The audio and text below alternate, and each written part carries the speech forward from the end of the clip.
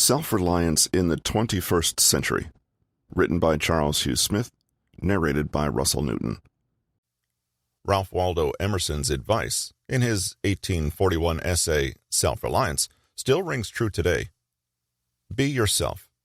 No base imitator of another, but your best self. There is something which you can do better than another. For Emerson, self-reliance means thinking independently, trusting your own intuition, and refusing to take the well-worn path of conforming to others' expectations. This celebration of individualism is the norm today, but it was radical in Emerson's more traditionalist day. What's striking about Emerson's description of self-reliance is its internal quality. It's about one's intellectual and emotional self-reliance, not the hands-on skills of producing life's essentials. Emerson doesn't describe self-reliance in terms of taking care of oneself in practical terms, such as being able to build a cabin on Walden Pond and live off foraging and a garden like his friend Thoreau. The land on Walden Pond was owned by Emerson. Emerson did not address practical self-reliance because these skills were commonplace in the largely agrarian, rural 1840s. Even city dwellers mostly made their living from practical skills, and the majority of their food came from nearby farms. Imported sugar, coffee, tea, and spices were luxuries. The economy of the 1840s was what we would now call localized. Most of the goods and services were locally produced, and households provided many of their own basic needs. Global trade in commodities, such as tea and porcelain, thrived, but these luxuries made up a small part of the economy, one exception being whale oil used for lighting. Even in the 1840s, few individuals were as self-sufficient as Thoreau. Households met many of their needs themselves, but they relied on trusted personal networks of makers and suppliers for whatever goods and services they could not provide themselves. Households sold their surplus production of homemade goods, and family businesses offered small-scale production of specialty goods, metal forging, furniture, etc., and services, printing, legal documents, etc. For example, Thoreau's family business was manufacturing pencils and supplying graphite, pencil lead. Before he took over this business on the death of his father, he earned his living as a surveyor. Households obtained what they needed from local networks of suppliers who were known to them. If some item was needed from afar, the local source had their own network of trusted suppliers. The government's role was also limited.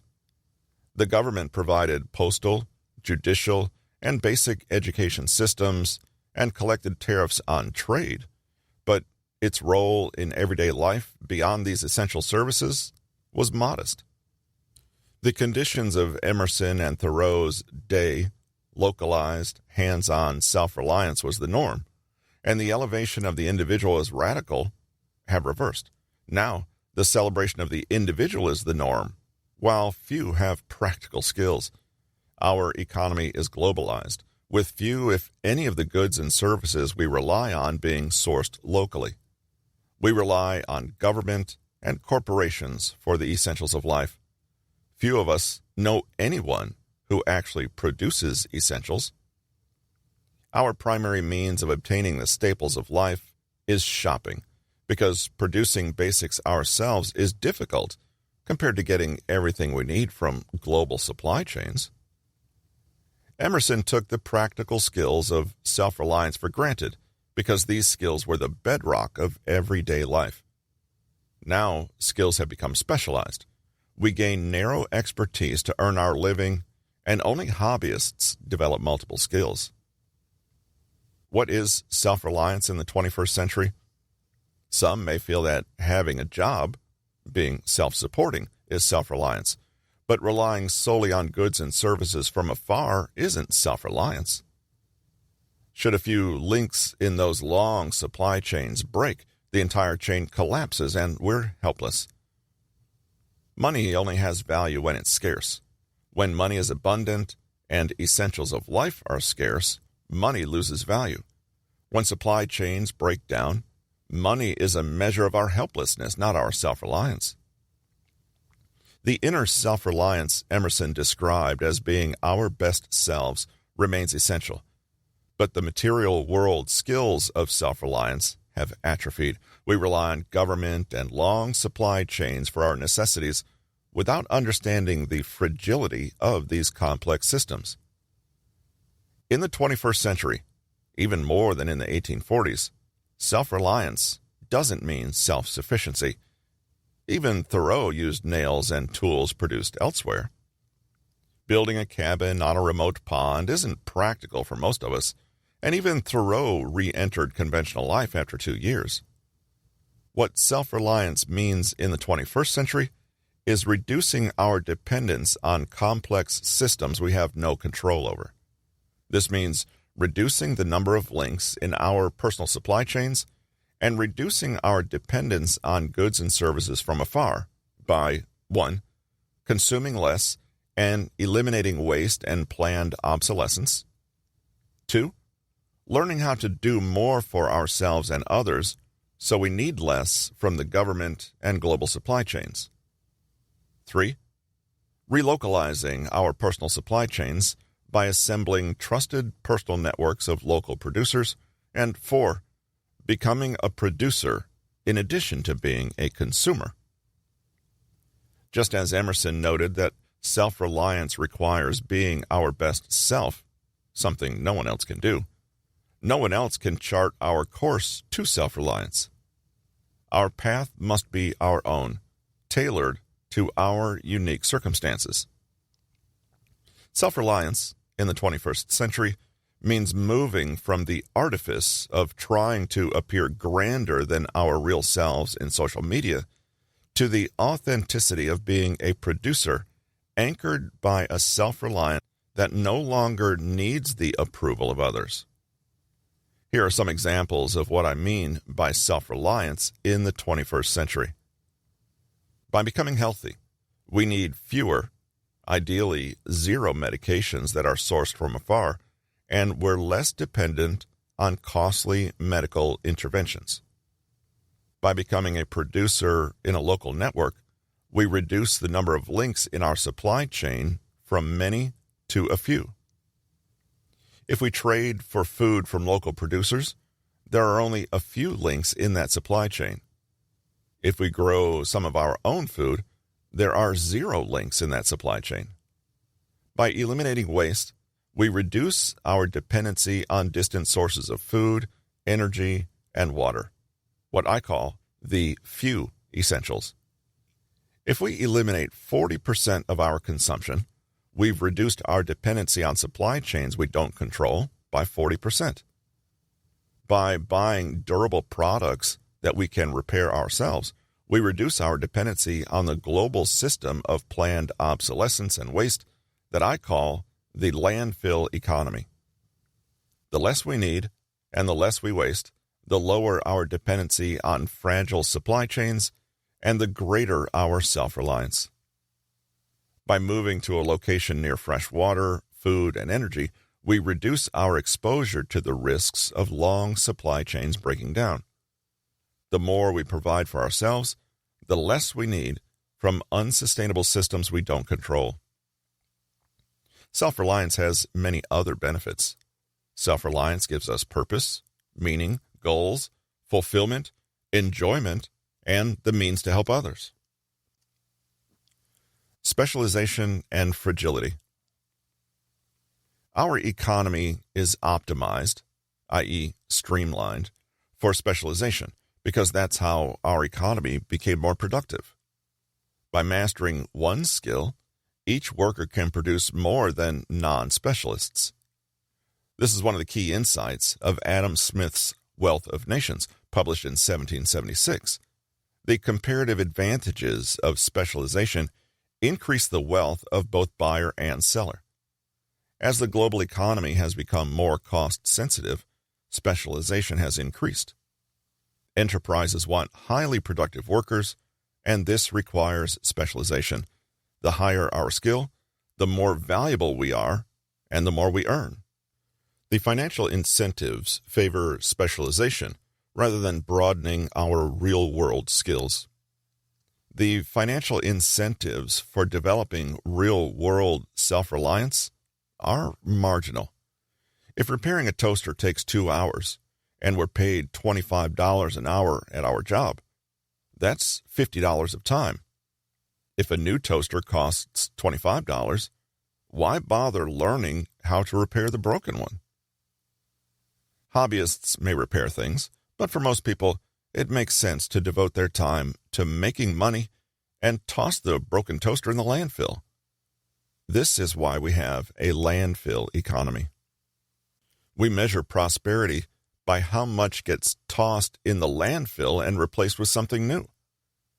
If we measured prosperity by how long products last and how easy they are to repair, we'd have much different incentives and a much different economy. Valuing everything in terms of time and convenience makes sense in an era of endless abundance, but it breaks down in an era of scarcity. If things are no longer cheap and accessible with an on-screen click, then the calculation of what's valuable changes. The conveniences of the 21st century come at a cost few recognize. Our dependence on long supply chains that are inherently fragile. These chains of specialized production and distribution we depend on only function if every link works perfectly. But things are no longer working perfectly. These long supply chains are decaying right before our eyes. The era of abundance has ended, and we're not prepared for an era of scarcity. Since few of us know anyone who produces anything tangible, our social networks are completely disconnected from the production of life's essentials. We're completely dependent on products made thousands of miles away, delivered by supply chains, powered by diesel. As these systems decay and scarcities drive prices higher, the incentives change. What becomes convenient and low cost is producing essentials within our own local networks. Specialization will still be valuable in terms of producing surplus, which can be traded or sold locally. But specialization is no substitute for practical knowledge. Abundance gave us the time and means to express our uniqueness on social media. In a world of scarcity, our uniqueness will find expression in becoming productive in a network of other producers. Self-reliance in the 21st century demands both the inner strengths Emerson promoted and the real-world skills and trusted local networks he took for granted that we have lost. Many people believe that scarcities are temporary and abundance will soon be restored. They are mistaken, and it's important to understand why. What are the essentials of human life? Before we address scarcity, we need to define essentials. There are two ways of thinking about the essentials of human life.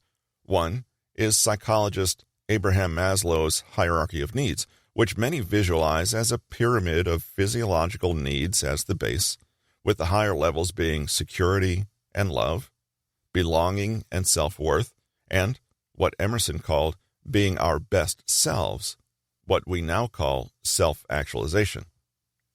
In this approach, food, water, clothing, shelter, and energy are the basic physiological needs without which we perish. Above basic survival, we need safety, security, and belonging to a supportive family and group. Above those basic emotional needs, we need self-respect. At the top of the pyramid is becoming our best selves via self-knowledge and self-expression. The second approach is to look at the complex system that provides our basic needs as an iceberg, where 90% of the system is not discernible. For example, we think of food being available at supermarkets without grasping the immense system that grows and harvests the grains, raises and slaughters the animals, processes and packages all these products, and delivers them thousands of miles to markets near us. The systems that provide us with fresh water, clothing, shelter, and fuel are equally complex and costly. In other words, our food supply doesn't just rely on farms and farmers, it relies on roads and diesel fuel, because the vast majority of our food travels hundreds of miles on trucks. It depends on spare parts being available for tractors, trucks, aircraft, and many other machines, such as freezers, as well as parts for the oil wells, pipelines, and refineries that provide diesel fuel for the tractors and trucks. The grapes flown in from thousands of miles away require jet fuel, air cargo containers, refrigerants, and spare parts for jet engines.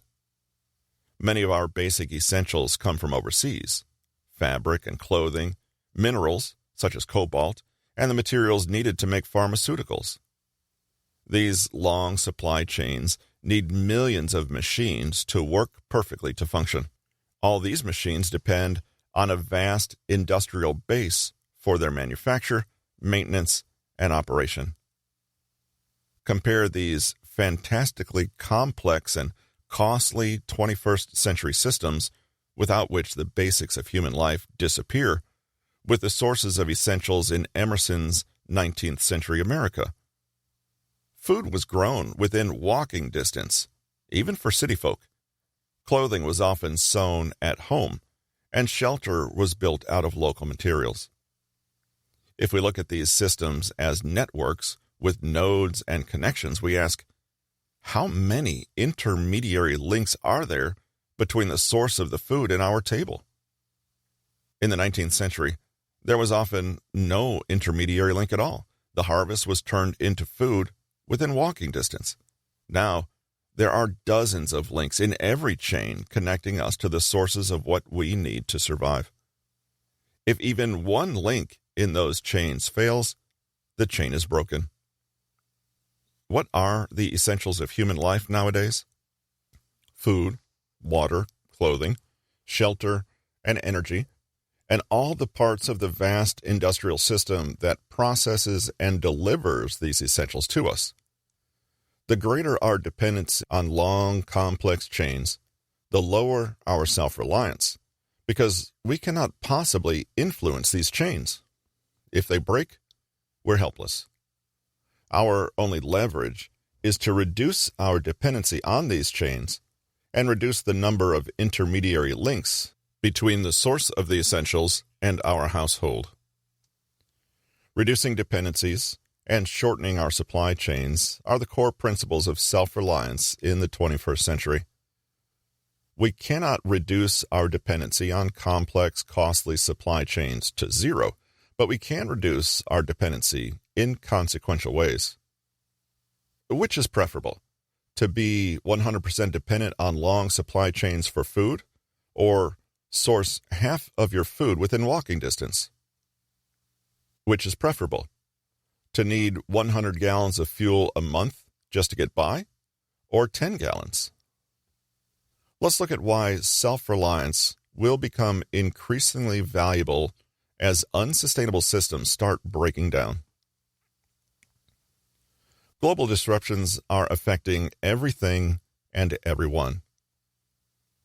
The conventional media has a vested interest in maintaining confidence in the status quo, and so blunt realities are softened into acceptable pablum. For example, globalization is presented as a win-win for everyone, when the blunt reality is the benefits flowed to the few at the expense of the many. American corporate profits soared from less than $700 billion in 2002, just after China entered the World Trade Organization, WTO, to $3.4 trillion annually in 2022. While America's economy, GDP, rose 2.3-fold in those 20 years, corporate profits soared almost 5-fold. Source: St. Louis Federal Reserve Bank. This astounding increase in corporate profits was not a happy accident.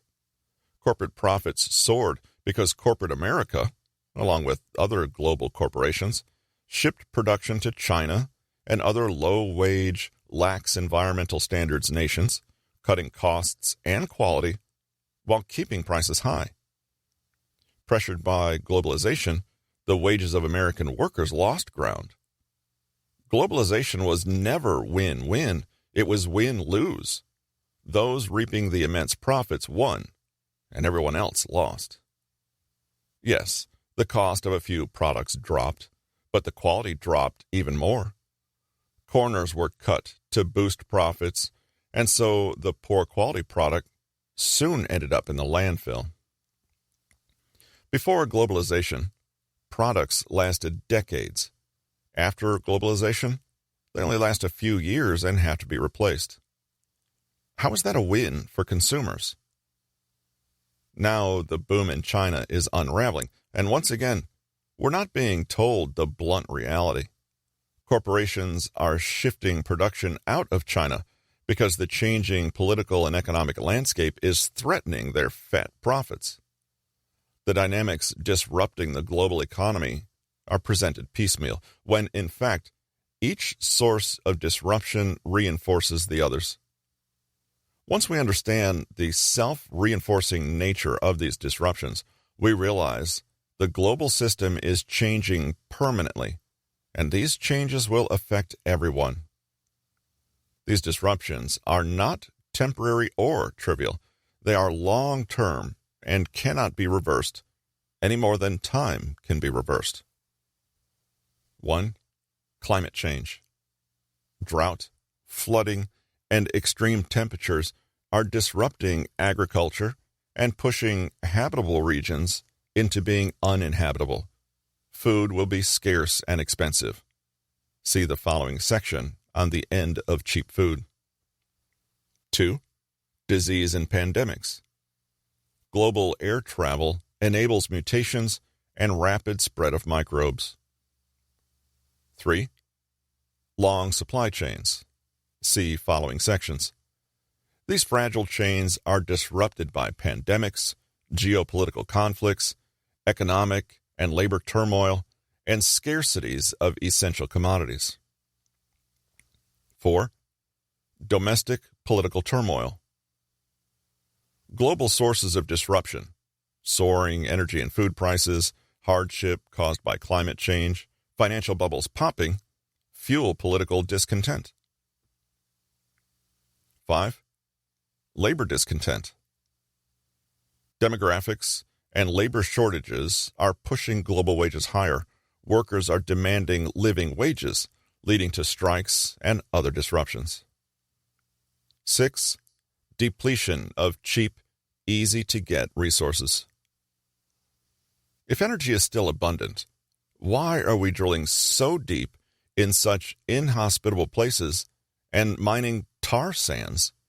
The low-hanging fruit has been picked, and what's left is hard to get. This can't be reversed. 7. War and conflict. Wars to control resources are disrupting supply chains and globalization. Wars are being waged on numerous fronts: cyber warfare, proxy warfare, cold wars, hot wars, rebellions, etc. 8. Unraveling of global finance. Currencies, credit, risk, and assets are all being repriced. Volatility is now the norm. Everyone who's dependent on the global economy for goods, services, and income has become dependent on a system that is unraveling.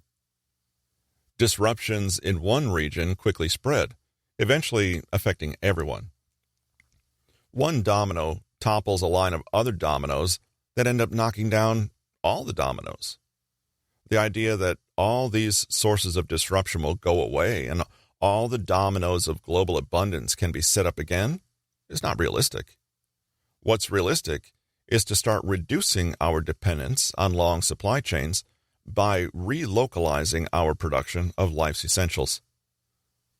Since we can't count on authorities being willing or able to move fast enough to matter, the best option is to relocalize our own supply chains and reduce our dependence on systems that are unraveling.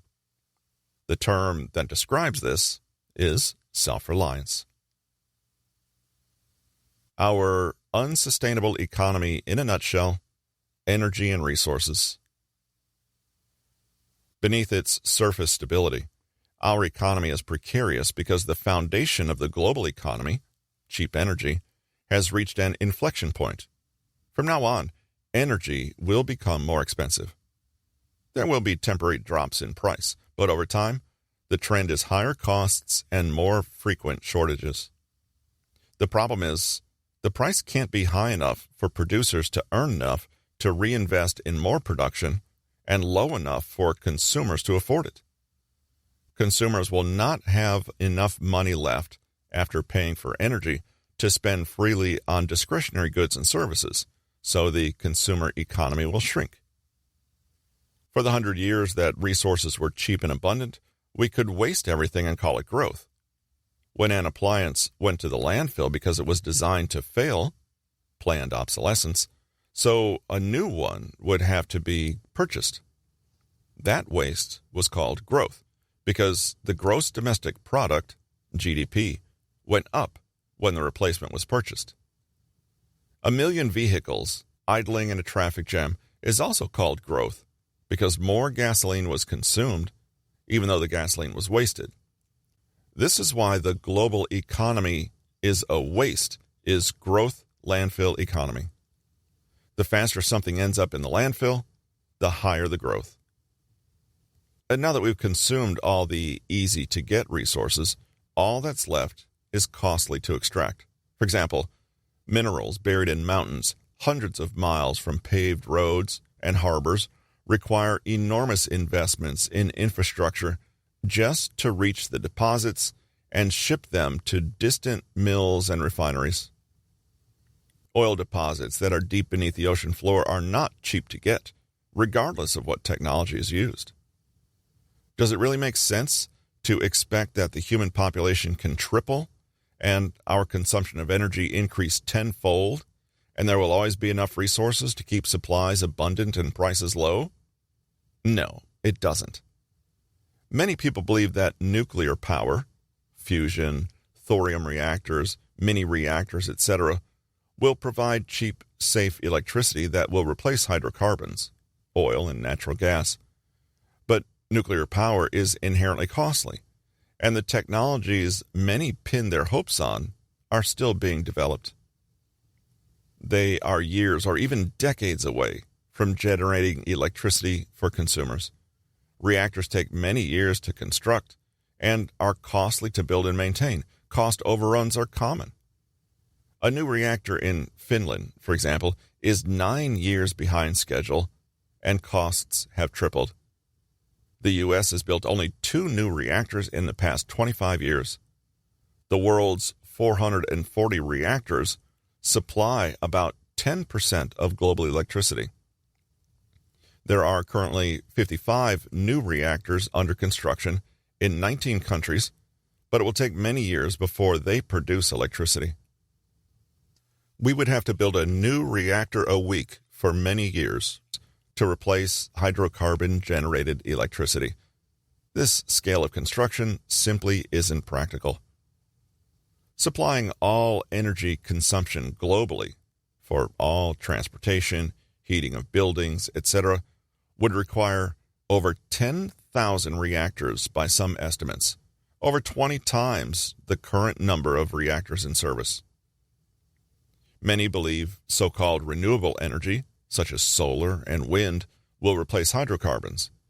But as analyst Nate Hagens has explained, these sources are not truly renewable.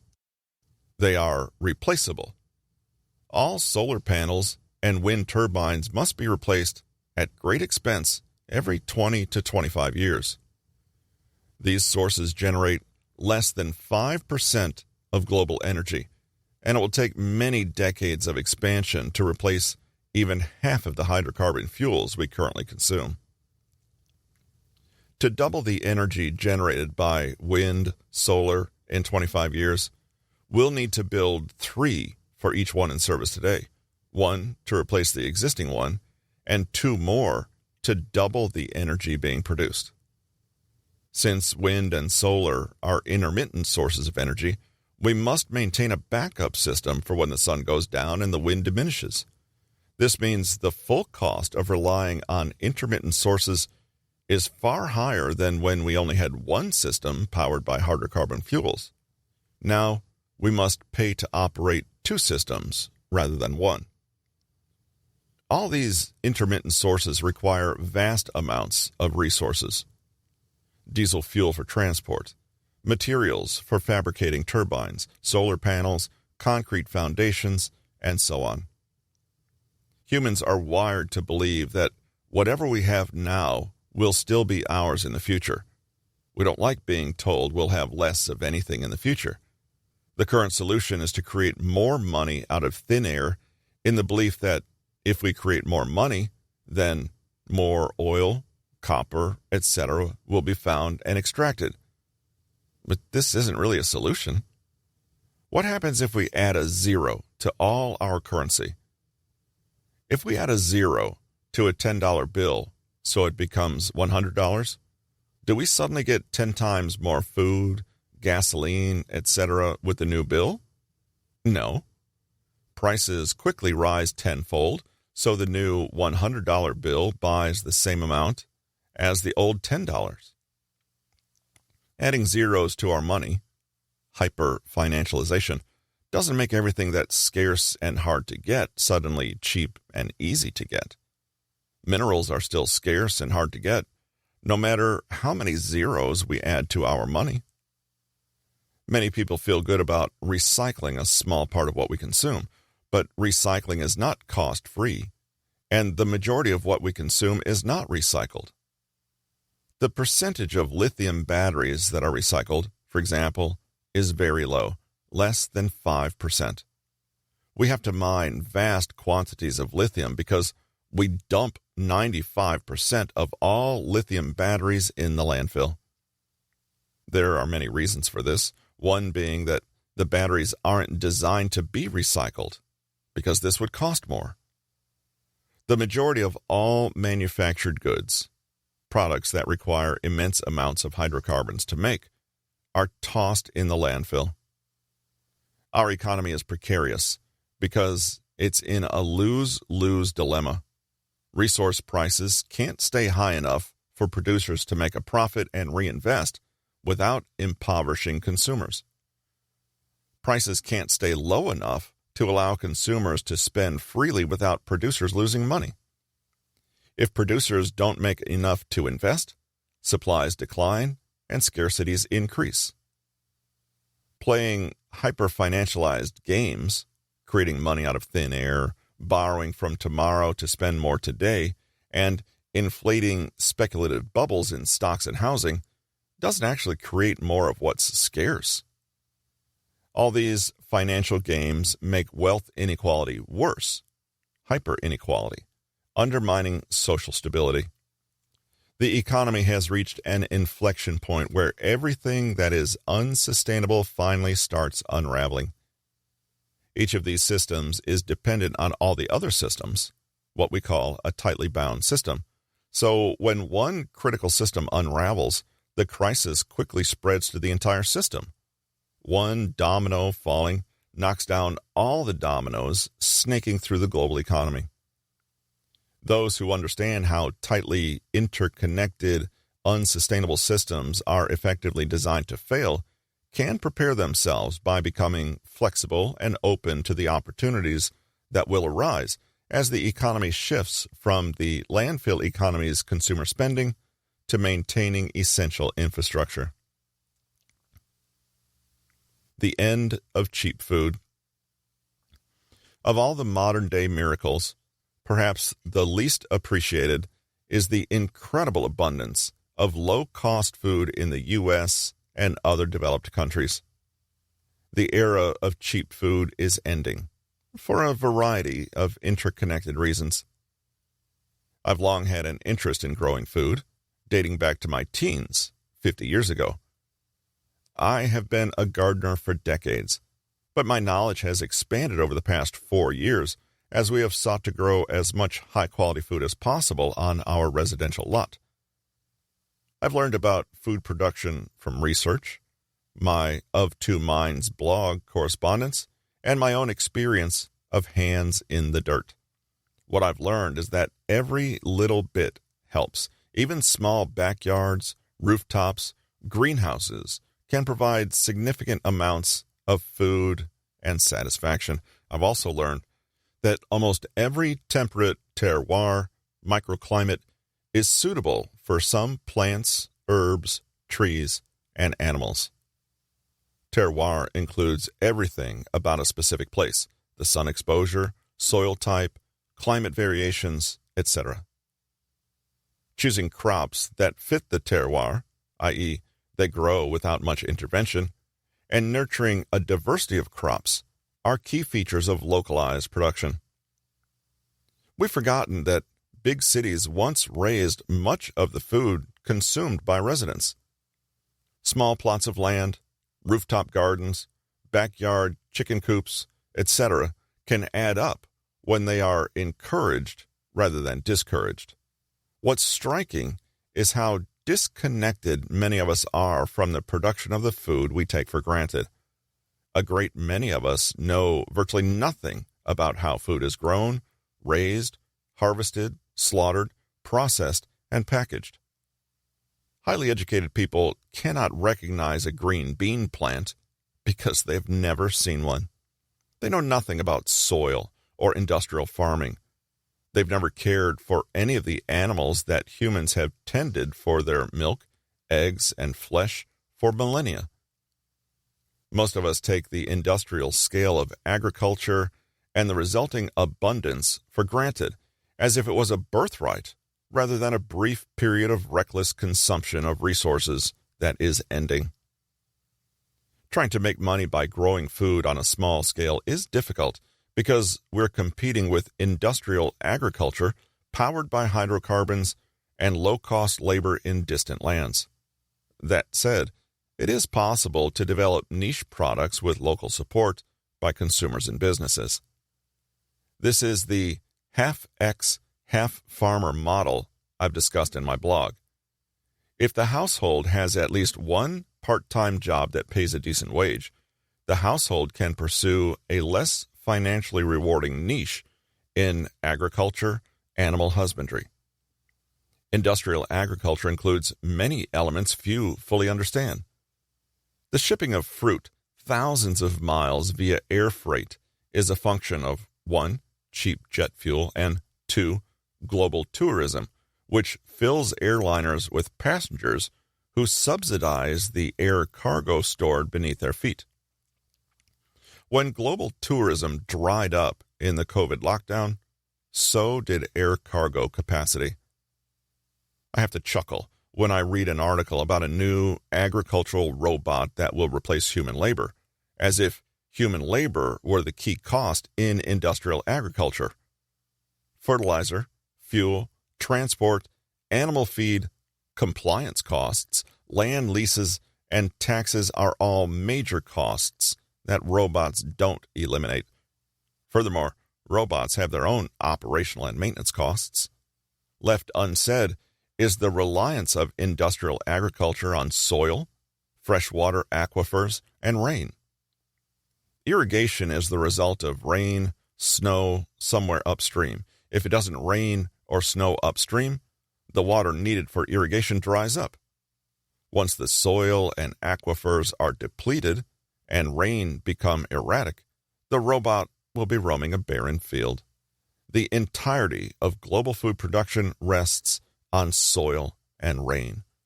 Robots don't change that. What few of us who rely on industrial agriculture understand is that it depletes soil and drains aquifers by its very nature, i.e., maximize yield and profit today, never mind about tomorrow. And these resources cannot be replaced with technology.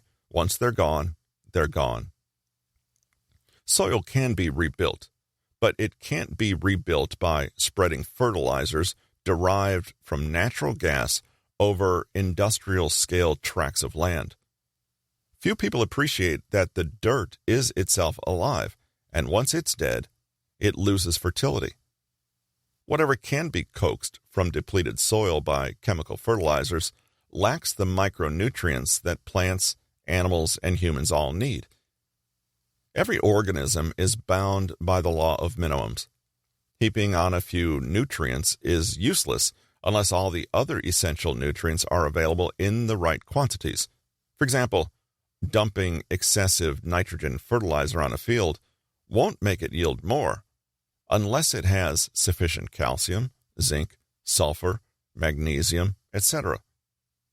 All adding more nitrogen fertilizer does is poison waterways as the excess nitrogen runs off. Irrigation is another part of industrial agriculture few understand. Over time, the natural salts in water build up in irrigated soil, and the soil loses fertility.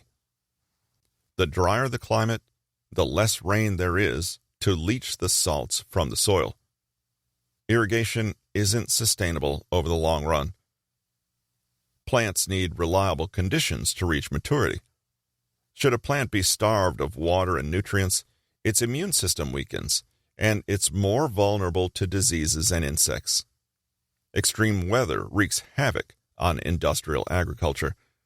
A crop can take months to reach maturity, and then a pounding rain can ruin the entire harvest in a few hours. Most people assume there will always be an abundance of grains, rice, wheat, corn, without realizing that the vast majority of the world's grains come from a handful of regions with optimum conditions for industrial agriculture. Should any of these places suffer erratic weather, then exports of grains will shrink dramatically. Once cheap grains are gone, cheap meat is also gone, because industrial-scale meat production depends on grain feed. The scale required to grow an abundance of grain is monumental. Great expanses of Iowa, for example, are fields of corn and soybeans, much of which becomes animal feed. American tourists who ooh and ah over artisanal goat cheese in French or Italian villages have little appreciation for the human labor that goes into the artisanal food, labor that can't be replaced by robots except at industrial levels of production. Industrial agriculture only works at vast economies of scale and high utilization rates. A 10-pound bag of chicken thighs is only $25 because tens of millions of chickens are raised in carefully engineered factory conditions and slaughtered, cleaned on an industrial scale. Economies of scale lower costs by spreading the costs of labor and overhead, the factory equipment, maintenance, insurance, administration, etc., over millions of units rather than hundreds of units. If the factory produces 1 million units with the same workforce rather than 1,000 units, the cost per unit will drop substantially. To maintain the low cost per unit, the factory has to run at close to full capacity. The utilization rate has to be high. If production declines from 1 million units per month to 100,000 units a month for whatever reason, a shortage of materials, disruption of deliveries, a labor strike, the cost per unit rises sharply, and the company's profits drop. Should the utilization rate fall over time, the operation ceases to be economically viable. No business can operate at a loss for long, and so production is shut down. The global scale of industrial agriculture relies on exploiting low-cost labor forces and soil that hasn't yet been depleted. This is why clear-cutting the Amazon is so profitable. Hire desperate workers with few other options to earn cash money, strip the soil until it's infertile, and then move on. It's slash-and-burn agriculture on an industrial scale. There are many misunderstandings about industrial agriculture's reliance on cheap fuel and fertilizer derived from natural gas, many pin their hopes on organic vegetables without realizing every organic tomato is still 5 teaspoons of diesel and 5 teaspoons of jet fuel if it's grown on an industrial scale and shipped via air. The organic vegetable is only less energy intensive if it's grown locally on small-scale farms. Much of the planet is not conducive to high-yield agriculture. The rain and weather are not suitable, or the soil is poor. Building up soil is a multi-year process of patient investment that isn't profitable for industrial agriculture. Much of the grain we rely on is not easy to grow and process. It must be harvested, threshed, sorted, dried, milled, protected from insects and decay, and then shipped thousands of miles. The price of rice, flour, and cornmeal is only low if the entire process is mechanized. As a means to make money, small-scale food production can't compete with industrial agriculture. But that's not the goal of self-reliance. The goal is to reduce our dependence on diesel-powered industrial agriculture by increasing our own local production and grow a surplus that helps feed our trusted network of family, friends, and neighbors. As industrial agriculture depletes the last of its soils and aquifers, as fuels and fertilizers become increasingly costly, and as weather extremes disrupt the 50-plus years of relatively reliable weather we've enjoyed, cheap food will vanish. Once the scale and utilization rates decay, industrial agriculture will no longer be viable economically or environmentally. In other words, industrial agriculture simply isn't sustainable. It's not a theory or a forecast. It's an observation. What most view as impossible, the end of cheap food, is inevitable. As industrial agriculture decays, food will become much more expensive. Even if it doubles in price, it will still be cheap compared to what it may cost in the future. Few appreciate the potential productivity of artisanal food production optimized for its terroir. Small operations growing what fits the soil and climate can produce a surprising amount of food. Grow what grows easily. TV cooking programs excel at dramatic contests between chefs and the creation of elaborate dishes, but they fail to communicate the difference in taste and nutrition between factory-farmed and local produce. The future of sustainable, affordable, nutritious food is in localized production, optimized for what grows well where we live. The satisfaction and well-being this connection with the land generates is rarely appreciated.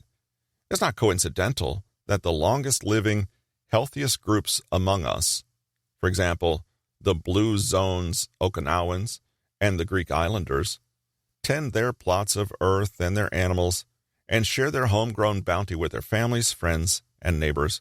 They enjoy a long, fulfilling life because they're productive within a small-scale, caring, sharing community. The essence of self-reliance. Cheap energy, specialization, and economies of scale. As noted earlier, our economy is optimized for specialization. We go to specialists for healthcare, auto repairs, accounting, and other services. Our products are manufactured in specialized factories and shipped thousands of miles in specialized supply chains. But the real driver of wealth over the past 200 years is cheap energy. Ever more abundant energy was a rocket booster to specialization, transportation, and the global trade of goods. As noted previously, the easy-to-get, low-cost energy has now been extracted, and regardless of the source, energy will become increasingly costly. A great many people believe that technology will create a limitless source of low-cost energy, but these dreams ignore the limits of physics and real-world costs. As energy becomes scarce and costly, Economies that can only function if energy is cheap break down. Manufacturing, transportation, and trade that is only profitable if tens of millions of people buy the products and services are no longer viable. Consider the toaster. It only costs $25 because all its components are manufactured in vast quantities.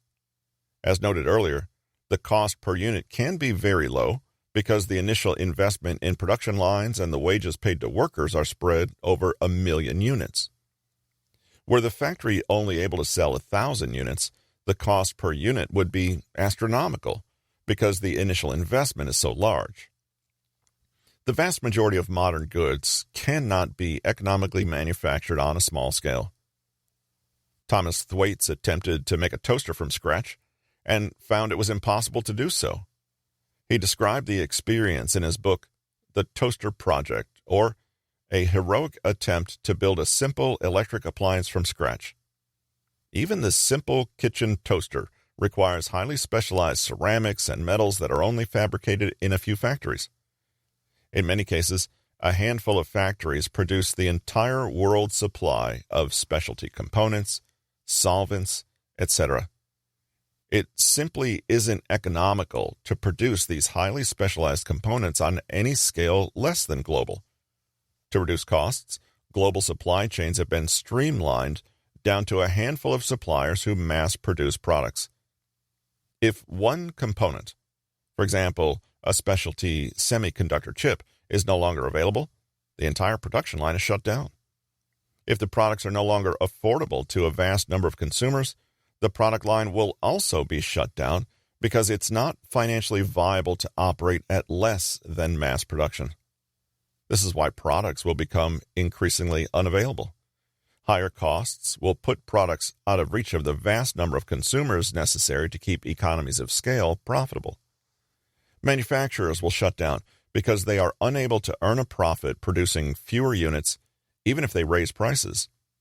The higher the price, the fewer consumers can afford it. If a factory only makes 1,000 toasters a year, relatively few consumers could afford the high cost of production. Energy moves global trade, and if transportation costs rise due to higher energy costs, it has the same effect. Global supply chains are only financially viable if they're moving vast quantities of goods and materials. The same is also true in labor markets. Specialization is only profitable if a large number of consumers can afford the service. Consider a hospital with many specialist physicians and nurses. A hospital is extremely expensive to operate, and so a small population of patients can't support numerous specialists.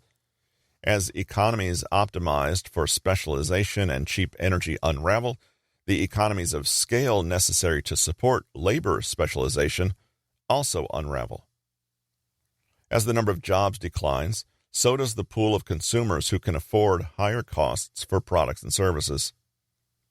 The mechanic who once had enough customers to specialize in one brand of vehicle may find there are no longer enough customers with enough money to pay specialized rates. They'll have to learn how to service more types of vehicles and reduce their hourly rate to attract enough customers to support her enterprise. In other words, specialization is only profitable if there are enormous economies of scale and millions of consumers who can afford the products. Once the pool of consumers who can afford higher prices shrinks, mass production is no longer economically viable and production shuts down. Complexity and dependency chains. The complexity of modern goods is another source of system fragility. If an electronic controller fails, the device stops working.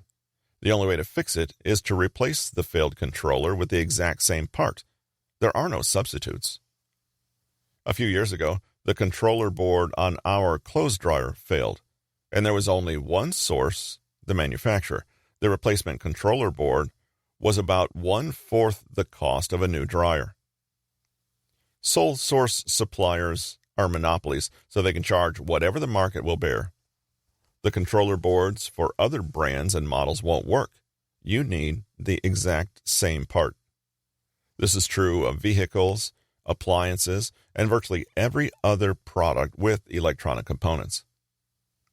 Many products rely on sensors to function. If a single sensor fails, the product stops working.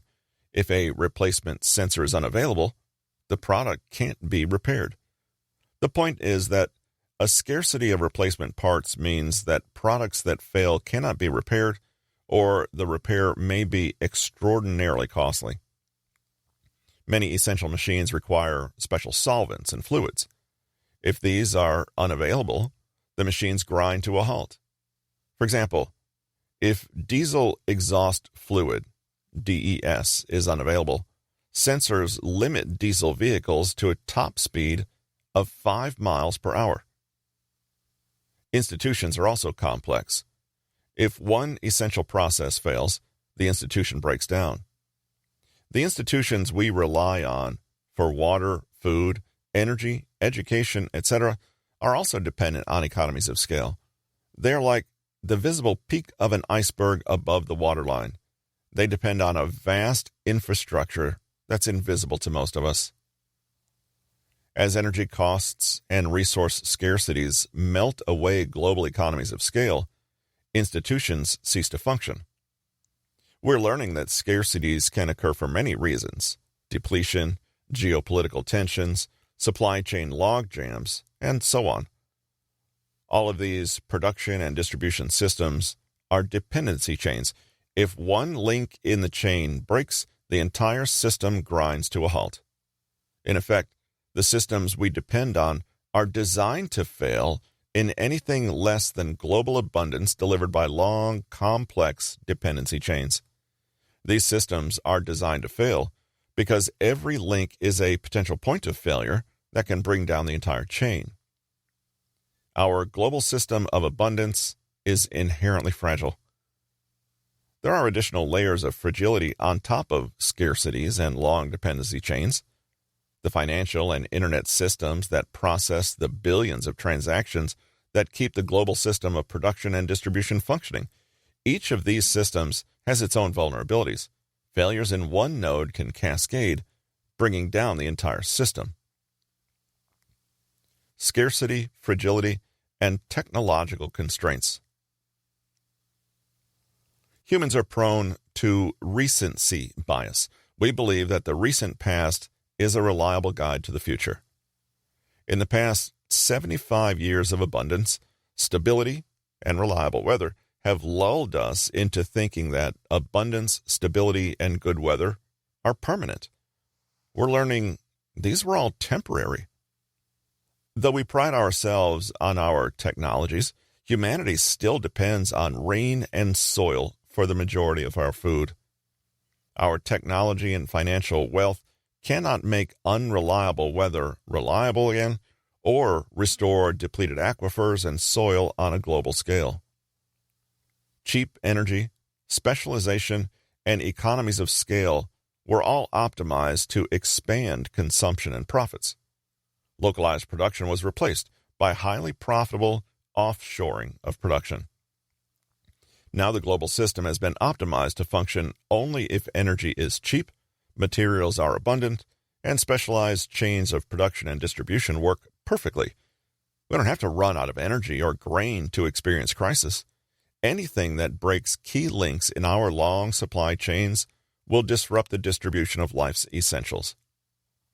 Grain may be in the field and oil still in the ground, but if a few links in the long supply chains break, there will be little food or fuel delivered to cities thousands of miles from the farms and oil wells. Governments have awakened to the national security risks of dependence on foreign suppliers and the potential for geopolitical blackmail, supply chain breakdowns, and scarcities. My book on these topics is titled Global Crisis, National Renewal, because I see a once-in-a-lifetime opportunity for national renewal in reshoring production and embracing degrowth, doing more with less. Shortening supply chains from 5,000 miles, global, to 1,500 miles, domestic, would be an advance. But 1,500-mile long supply chains still require complex logistics and massive consumption of energy. The number of links in the dependency chain are reduced, but the vulnerabilities remain. The failure of one link still breaks the chain.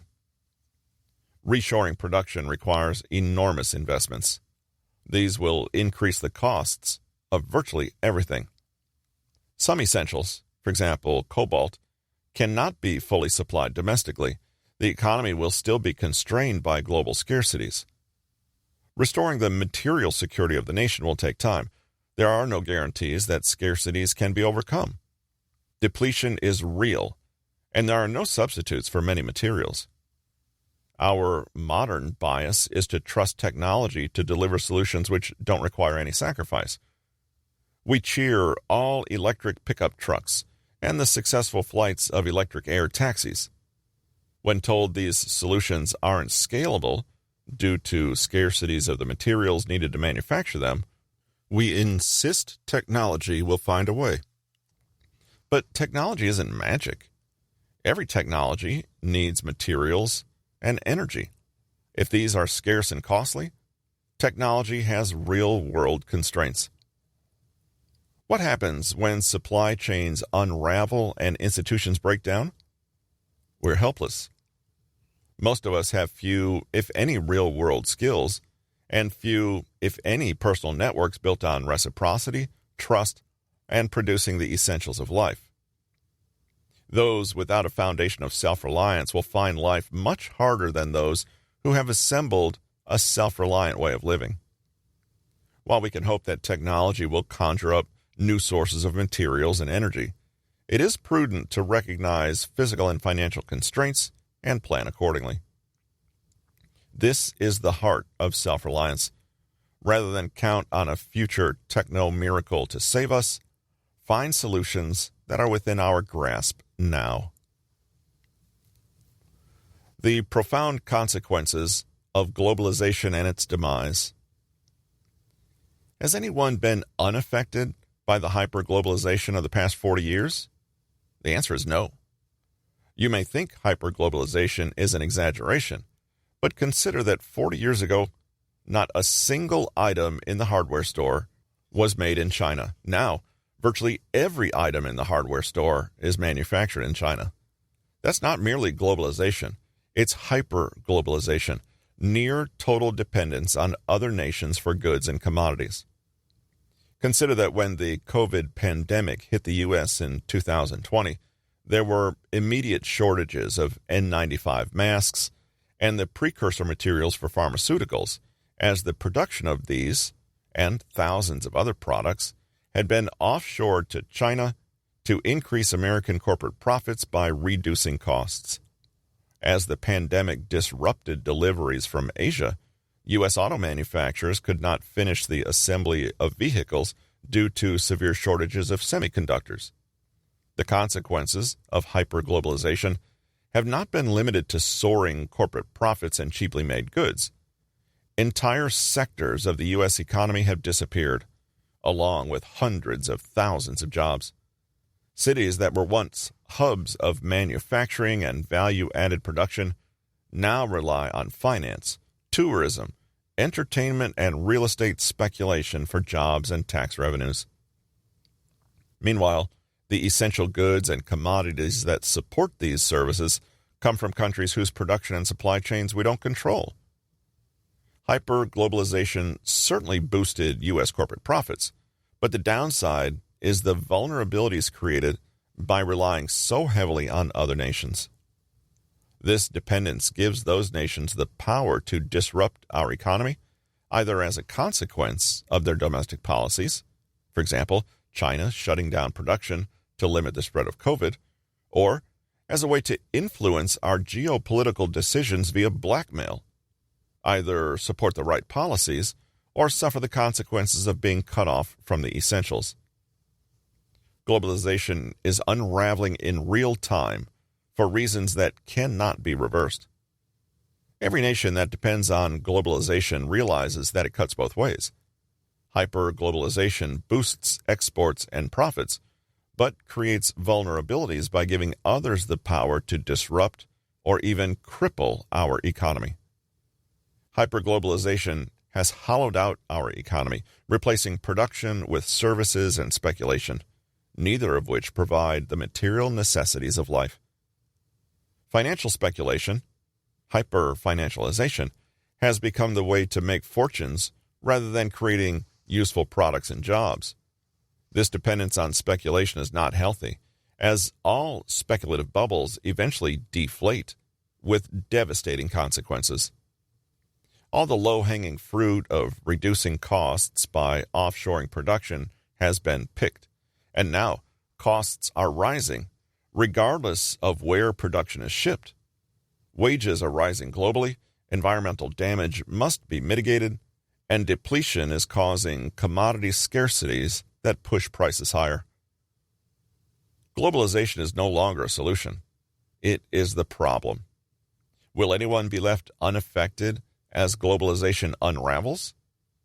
Just as no one was left unaffected by the rise of hyper-globalization, no one will be left unaffected by its demise. On both the household and national levels, the only response that reduces our vulnerability is self-reliance. This has been Self-Reliance in the 21st Century, written by Charles Hugh Smith, narrated by Russell Newton. Copyright 2022 by Charles Hugh Smith. Production copyright by Spoken Tome Media. You need to hear this.